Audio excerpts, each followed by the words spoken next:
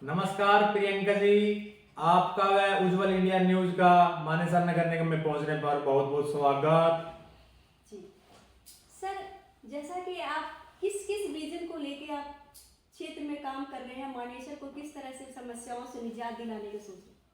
हमारे यहाँ पे सबसे ज्यादा बड़ा मुद्दा है स्वच्छता का। जी स्वच्छता में इंडिया के अंदर नंबर 1 पे आता। तो मैं चाहूंगा, अगर बीजेपी पार्टी ने मुझ पे भरोसा जताया और क्षेत्र की जनता ने मुझे, तो मैं हर घर पे ट्रैकर मशीन लगेगी और जो हमारा कूड़ा उठाने वाली गाड़ियां आएगी उस पे जीपीआर सिस्टम से कनेक्ट होगी और पता रहेगा अभी किस घर से कूड़ा उठ रहा है नहीं उठ रहा है। तो सबसे ज्यादा फोकस मेरा पहले स्वच्छता पे रहेगा जी। उसके बाद नंबर आता है रोड का। तो हमारे यहाँ पे बारिश के मौसम में रोड की व्यवस्था ज़्यादा खराब हो जाती है, सारे डैमेज हो जाते हैं। तो मैं अगर मेयर बना और पब्लिक ने मेरे को अपना आशीर्वाद दिया और सहयोग दिया, तो इस रोड के साथ साथ मैं पानी की नाली की व्यवस्था कराऊंगा और उसको मेन लाइन से कनेक्ट करा के और इस रोड की व्यवस्था को दुरुस्त कराऊंगा। उसके साथ साथ सीवर लाइन की मेन लाइन से कनेक्टिविटी नहीं है हमारे गांव में। सीवर लाइन काफ़ी गांव में डल चुकी, काफ़ियों में नहीं डली है। तो जहां नहीं डली वहां पे नई सीवर लाइन डलवाएंगे और जहां डल चुकी इन सबको मेन सीवर लाइन से कनेक्ट कराने के काम करेंगे। उसके अलावा हमारे यहाँ पे पानी की व्यवस्था ठीक नहीं है, क्योंकि हमारे यहाँ ज़मीन से पानी निकाल के ही लोग बाग पीते हैं। सरकार ने वाटर सप्लाई लगा रखी है, लेकिन ज़मीन के नीचे भी पानी बहुत ज़्यादा नीचे चला गया, गहरा हो गया है। तो नहरी पानी की व्यवस्था कराऊंगा जीएमडीए से बातचीत करके हर गाँव में और हर सोसाइटियों में, हर घर में नल पहुँचाने का काम करूँगा प्रियंका जी। जैसा कि सर अभी आप गांव-गांव जाके लोगों से मिल रहे हैं, जनता के बीच जा रहे हैं, सबसे मिलने के लिए क्या कुछ समस्याएं नजर आ रही है आपको? क्या कुछ जनता आपको बता रही है कि किस किस तरह की समस्याएं हम लोगों के साथ झेलना पड़ रहा है? सबसे ज़्यादा तो स्वच्छता की आ रही है कि भाई साफ सफाई नहीं हो पा रही है, गलियों में पानी भरा है, सीवर व्यवस्था ठीक नहीं है, पीने की पानी की व्यवस्था नहीं है। तो ये समस्याएं ज़्यादा लोगों की है। इसके अलावा ट्रांसपोर्ट का सुविधाएं ढंग से नहीं मिल पा रही, सरकारी सुविधाएं नहीं मिल पा रही है। तो मुझे लगता है अगर जिस दिन मैं मेयर बनूंगा तो सबसे पहले ही जो मेरी अपनी मीटिंग बुलाई जाएगी उसके अंदर यही निर्णय लिया जाएगा कि हर गांव के अंदर सीवर लाइन डाली जाए और हर घर को सीवर लाइन से कनेक्ट किया जाए और इन सबको मेन लाइन से कनेक्ट कराने का काम करूंगा और स्वच्छता पे भी ध्यान दिया जाएगा। इसके अलावा हमारे यहाँ पे आती है दिक्कत ज़्यादा, अभी स्ट्रीट लाइट नहीं लग रही रोडों पे, क्योंकि ग्रामीण क्षेत्र ज़्यादा है हमारे यहाँ और सोसाइटियाँ के यहाँ भी जो 24 मीटर रोड बन गए उन पे भी स्ट्रीट लाइट की व्यवस्था अच्छी नहीं है। तो मैं सबसे पहले यही काम करूँगा। 4-5 मेरे ज़्यादा बड़े मुद्दे रहेंगे जिन पे मैं फोकस करूँगा, पानी पे, सीवर पे, रोड पे और स्ट्रीट लाइट पे। इसके अलावा मेरे यहाँ पे सबसे बड़ा मुद्दा है खिड़की दौला टोल टैक्स।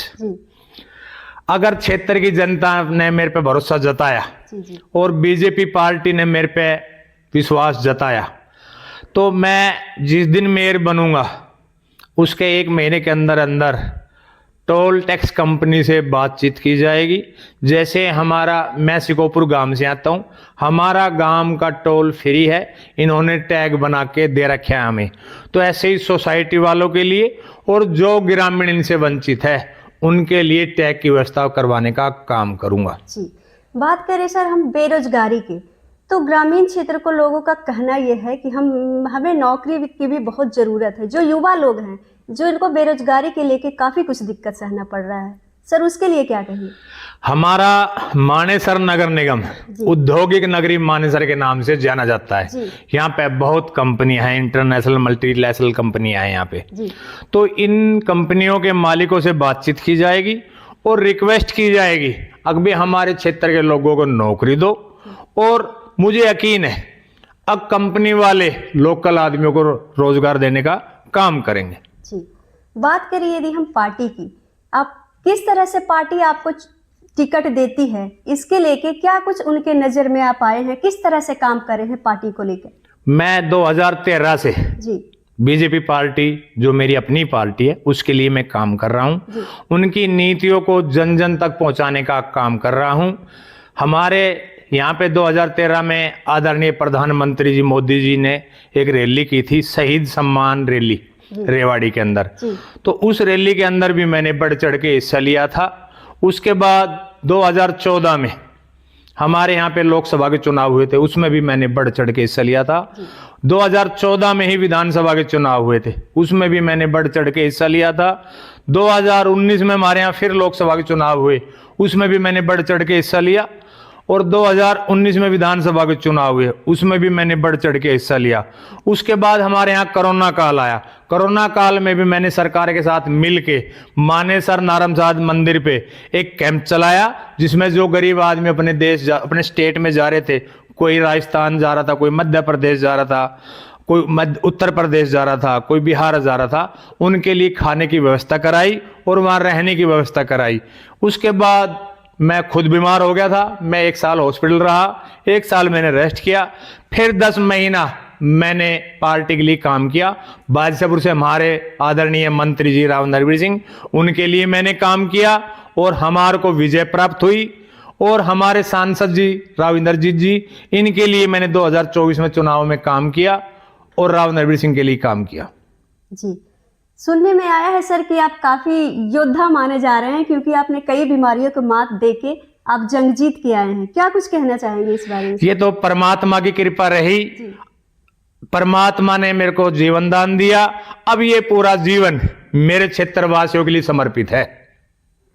जी सर, एक सवाल और है मेरा, किस जी। तरह से महिलाओं के लिए क्या कुछ करना चाहेंगे आप, क्योंकि महिलाएं भी अब सबके साथ मिलके आगे बढ़ रही हैं, कंधे से कंधा मिलाकर काम कर रही हैं। मैं महिलाओं के लिए, हमारे यहाँ सबसे बड़ा मुद्दा है सुरक्षा का। तो हमारे यहाँ पे पुलिस पेट्रोलिंग बढ़वाऊंगा, पुलिस चौकी स्थापित कराई जाएगी और स्ट्रीट लाइट लगवाई जाएगी। उसके अलावा हमारे यहाँ पे पीएचसी सेंटर कम है, तो हर 2 किलोमीटर 3 किलोमीटर पे एक पीएचसी सेंटर खुलवाने का काम करूंगा।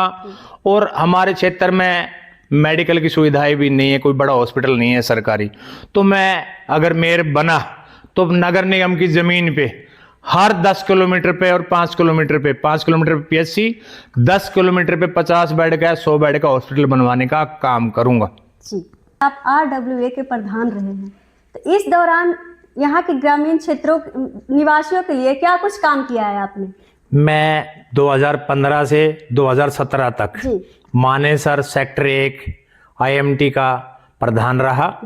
उस 2 साल में मैंने सेक्टर के लिए जो मुझसे बन पड़ता था, सफाई की व्यवस्था कराना, सीवर की व्यवस्था ठीक कराना, पार्क, हमारे यहाँ पे टाउन पार्क है, बहुत बड़ा पार्क है, उसको सुंदर बनाने में मैंने काफ़ी काम किया। उसके अलावा मैंने वहाँ पे एक बहुत बड़ा कम्युनिटी सेंटर बनवाया जो 5.5 एकड़ के आसपास ज़मीन में बनकर तैयार है और 17 करोड़ रुपए की लागत से बनकर तैयार हुआ हो। इंडिया में सरकारी ज़मीन पे सरकारी कम्युनिटी सेंटर सबसे बड़ा, उससे बड़ा इंडिया में कोई नहीं है। अगर क्षेत्र की जनता ने मुझे मौका दिया तो हर 3 गाँवों के ऊपर एक इतना ही बड़ा कम्युनिटी सेंटर बनवाया जाएगा और हर गांव में छोटे छोटे 2-2 एकड़ कम्युनिटी सेंटर बनवाने का भी काम करूंगा। सर, बहुत बहुत धन्यवाद आपका, आपने हमारे लिए टाइम निकाला और हमारे सारे सवालों का जवाब दिया। बहुत बहुत धन्यवाद। धन्यवाद प्रियंका जी, आपका व उज्जवल इंडिया न्यूज का बहुत बहुत धन्यवाद जो आपने मेरा आज इंटरव्यू लिया हमारे घर पे आके। धन्यवाद जी, थैंक यू।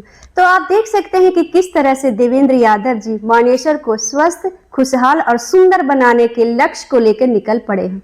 तब ऐसे ही तमाम तरह के खबरों के लिए अपडेट रहे हमारे साथ। तब तक के लिए धन्यवाद। नमस्कार।